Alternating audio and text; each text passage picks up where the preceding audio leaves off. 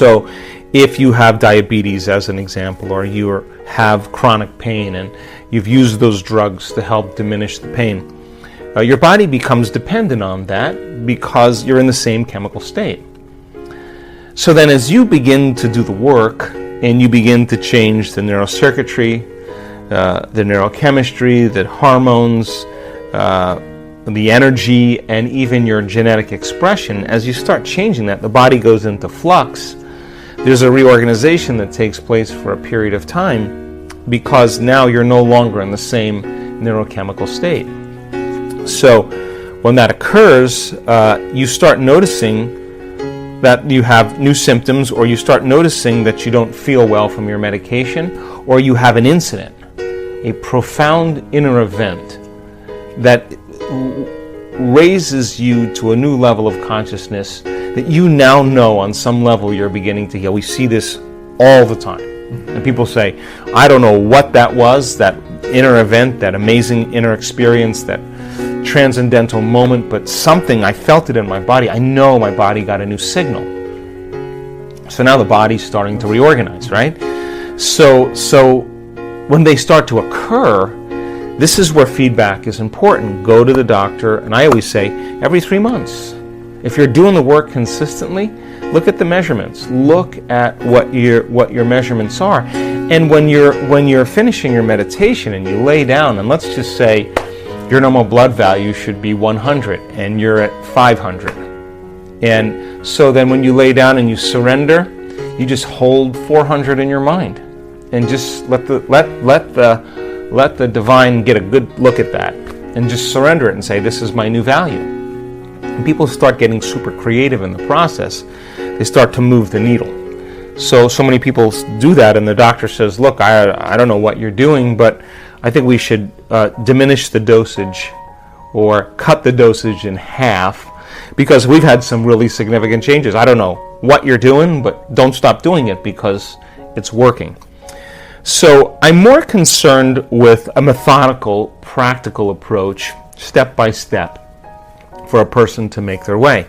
Now, the moment the body moves out of the past, the moment we begin to interact with the field, the moment there's a biological upgrade, the moment now the person is conditioning their body emotionally to the future and rewiring their brain, and they're moving into a new state of being, when they start noticing a change in their symptoms as well, that's an important feedback mechanism. Like, hey, my pain's gone. Hey, I'm sleeping through the night. Hey, that sore that I've had on my hand that's been there for 3 months is gone. Hey, I'm seeing better. Like, I'm seeing better, or I'm hearing better.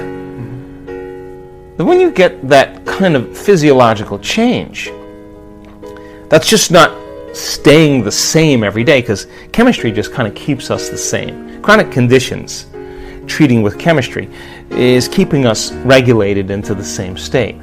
So the person is regulating new states. They're self-regulating. And over time, their body starts reorganizing and changing.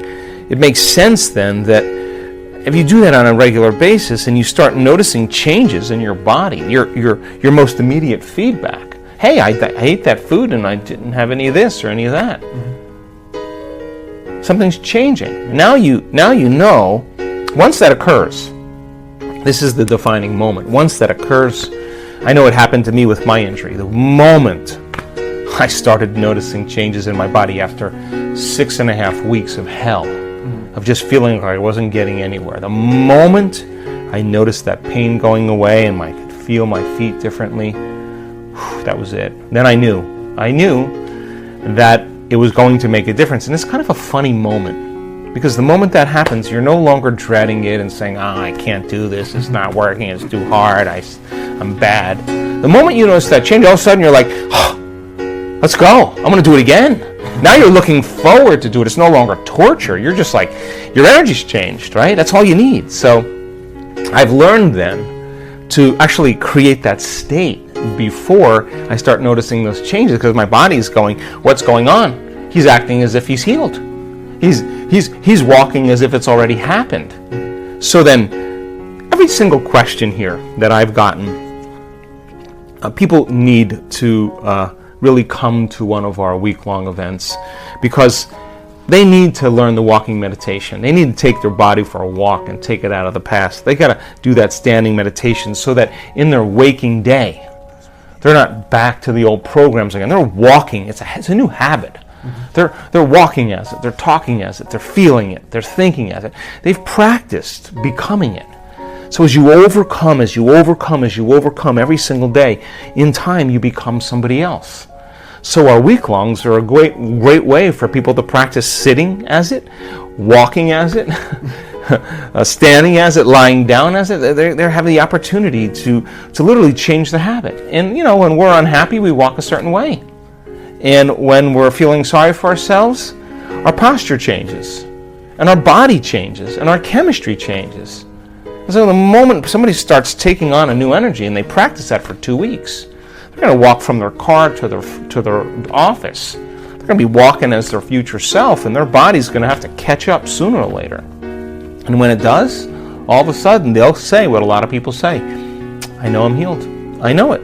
How do you know? I just know. I'll do the test, but I already know I'm healed.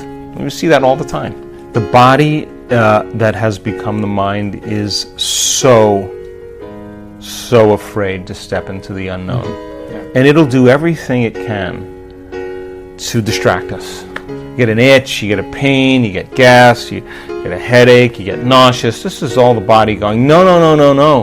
The last time you stepped out into the unknown, it didn't go very well. You got betrayed. You got manipulated. You got taken. You felt a lot of pain. So it's just like, on my ranch, the stallions are in these big paddocks. And when I first had my stallions, I wouldn't put any hot lines around there.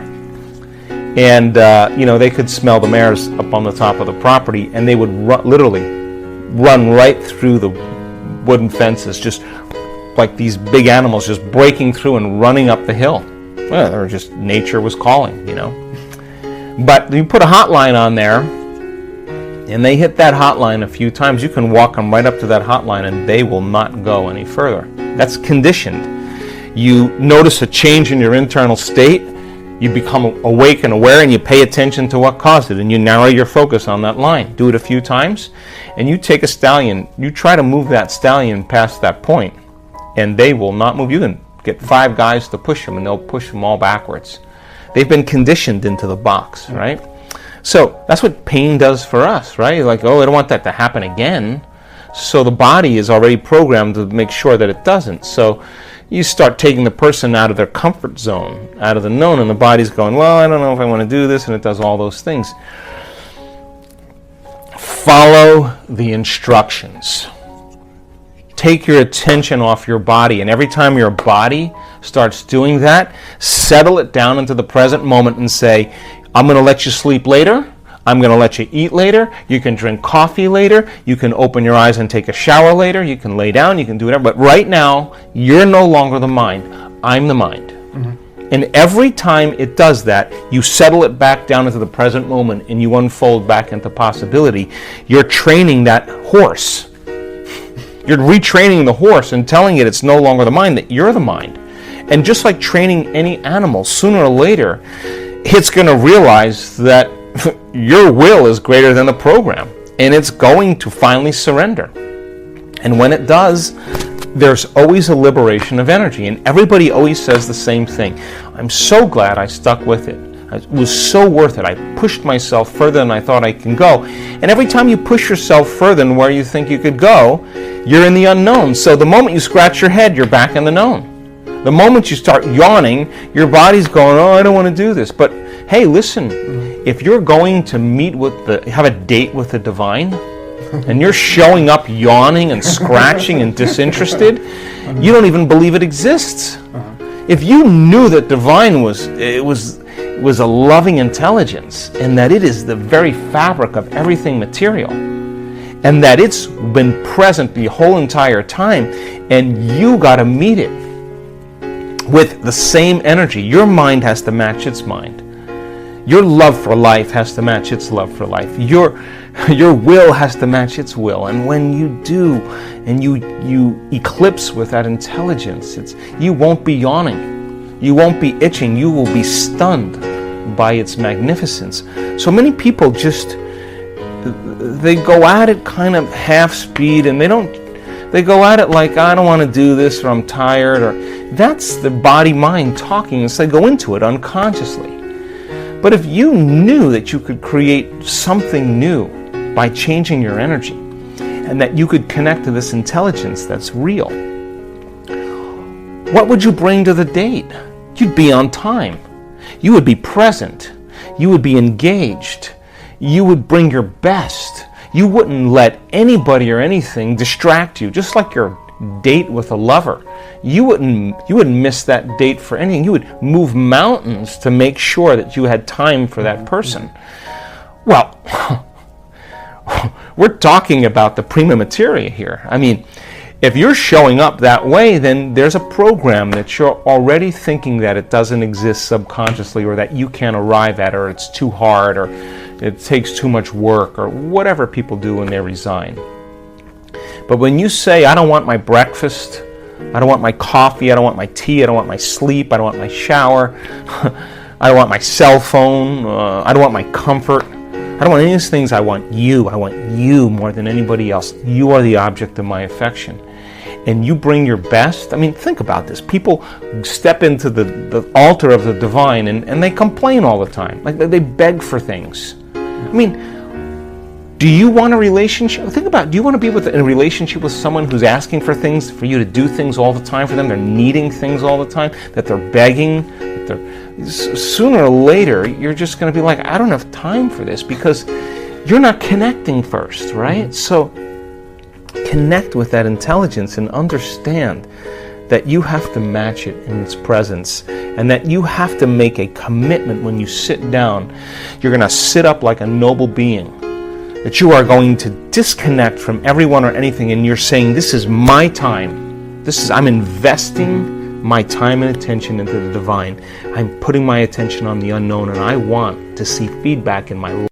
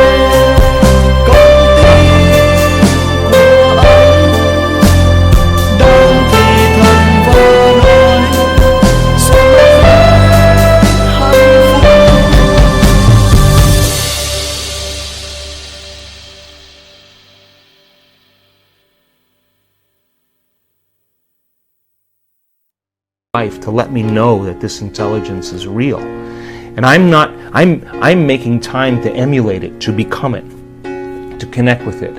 And no person, no thing, no experience, no place is going to take me from my attention to it. And now you're going to get an electrical signal, and your body's going to be like jumping on a horse and grabbing your legs and wrapping around and giving a little kick like, let's ride.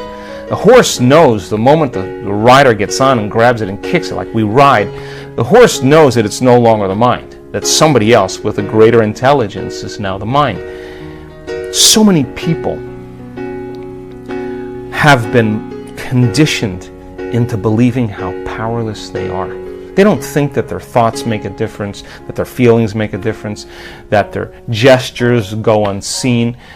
People or that they're ever seen. People have been conditioned that they don't matter, that they're powerless. That is absolutely not the truth. Sit up like a noble being. Command the present moment and say, for these 45 minutes or half an hour or 20 minutes or an hour, whatever it is that's for you, this is who I become. And you don't get up until that person, your body is going to sooner or later get very, very excited about connecting to it, because that feeling is going to be electric, and I can guarantee you won't be yawning or scratching or any of that stuff. You're going to leave that way behind. That's just the body, and it just needs a master to step in and say, this is my time and this is how we do it. We'll continue with the Complete the Quote challenge. Your job is to complete the inspiring quotes. The first one with the right answer is the winner. In the previous video we were looking for 2 words of Joe Dispenza's quote, and the quote was, "You have to feel gratitude to create the life that..." The correct answer was, "you want." So you have to feel gratitude to create the life you want. Congratulations to everyone with the right answer. Many of you knew the right answer, but that's because you're familiar with Joe Dispenza and his teachings, which is great. That's why today's quote is also Joe Dispenza's, and I'm sure you will know the right answer. So the quote is missing for 2 words, and it goes like this. The quantum field responds not to what we want, it responds to who we. Write your answers in the comments below the video. Even if you're not sure what the right answer is, try and guess. I will give you the right answer in my next video. So if you don't want to miss my new videos, subscribe and hit the bell button, and you will get noted when the video is out. If you like this video, give your thumbs up and share it with your friends. If you really like what we do here and want to support us, you can join our channel and our community for a symbolic fee and gain many other additional features. You can do that by clicking the join button next to the subscribe button, or you can click on the link in the description of this video. Stay good and have a great day.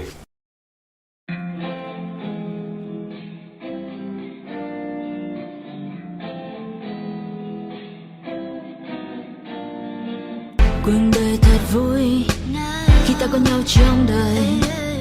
Một ngày cứ thế trôi qua và ta nhận lại bao nhiêu tiếng cười. Mình chỉ nhau đi quanh phố phường.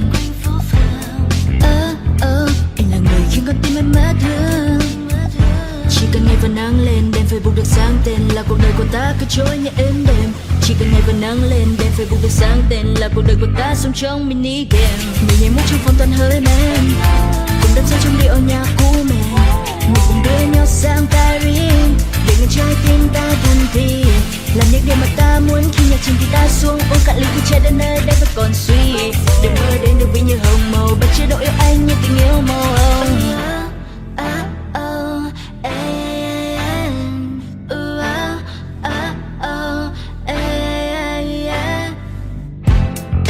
Con thuyền, em muốn được đắm chìm. Anh như là cơn nghiện, làm con tim em yêu đến phát điên. Mình chỉ nhau đi quanh phố phường. Anh là người khiến con tim em mất. Cause I don't give a fuck what you say. Yeah, I'ma do shit my way. So you can go kick rocks, I'ma stack bricks up, build what I want to make. Yo, I got a lot of shit to say, so I'ma do this every day. I'll be writing things until I'm fucking buried in my grave. 6 feet deep under, but my body won't decay. Cause my messages are timeless, so they'll put them on display. Oh yeah, I rap with a certainty, I have a sense of urgency. A message for eternity, for everyone internally. I had some people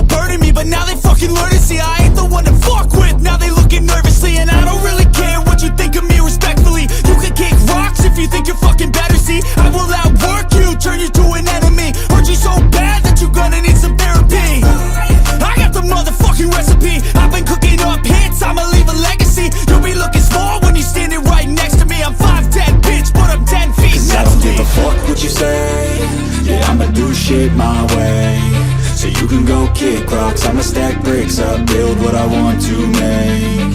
Cause I don't give a fuck what you say, yeah, I'ma do shit my way.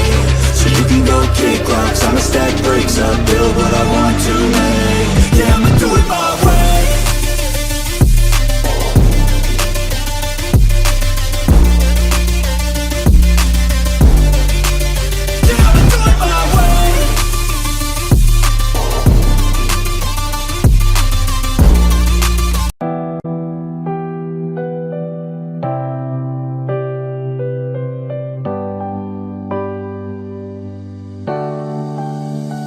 Hoàng hôn bóng rơi góc phố dài, mình em bâng thầm những nước mắt trên đôi vai này.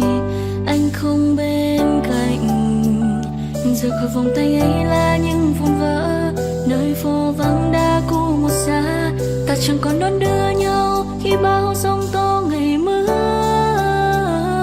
Và dòng ký ức đã cất sau lưng rồi, mà mình giờ đã khuất lát phát sau con đường. Chỉ còn lại mình em lang thang nơi góc tối, là vầng giờ đang